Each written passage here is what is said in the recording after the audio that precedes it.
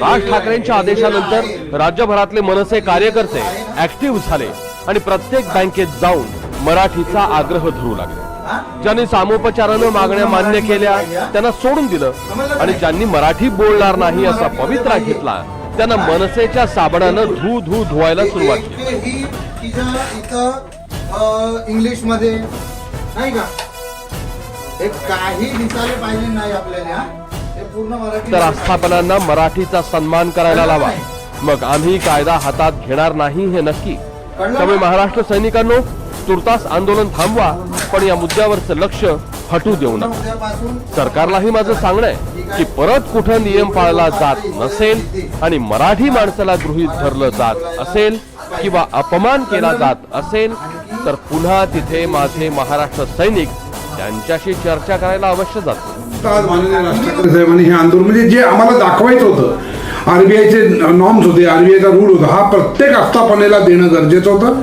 ते या गेल्या 4-5 दिवसामध्ये महाराष्ट्र सैनिकांनी त्या आस्थापनेला दिलं आणि त्यांना सक्त ताकीद दिली मराठी या भाषेविषयी। हे आंदोलन तुर्तास जरी माननीय राज ठाकरे साहेबांच्या पत्रावर थांबलं असलं तरी देखील याच्यावर बारकाईने मनसेचं या सगळ्या आस्थापनांकडे लक्ष आहे।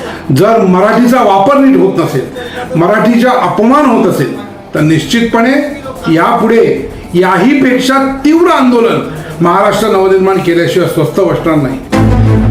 मनसे अध्यक्षांनी आदेश दिल्यानंतर आता बँकांच्या अधिकाऱ्यांनी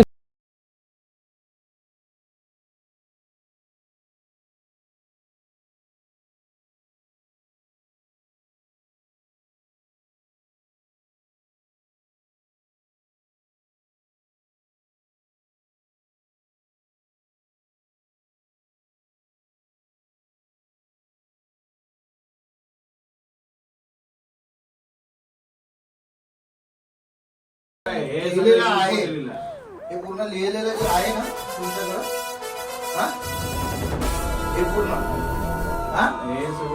हे पूर्ण मराठीमध्ये पाहिजे। समजलं का नाही? हे पूर्ण मराठीमध्ये पाहिजे बिलकुल।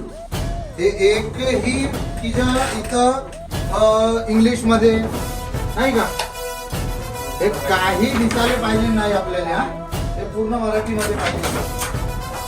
कळलं का नाही? कळलं ना?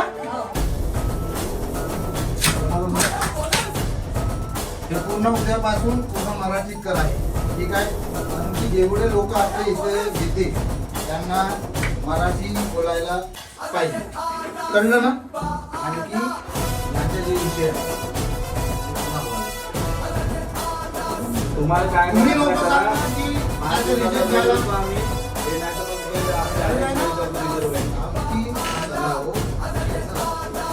तुमची कंप्लेंट वगैरे चोरी करायसाठी कायच्या विषय सांगा, काहीतरी प्रॉब्लेम असेल तेव्हाच तो लोनचा विषय केला आहे ना, बरोबर आहे का नाही? तर तुमचं काम काय विषय सांगायचं ना त्याला। तू फोन नाही उचलला तर त्या यांना सांगायचं तुझं काम आहे। इथं किती लोक काम करते, किती लोक आहेत काम करणारे आहे ना? मग तू सांगला नाही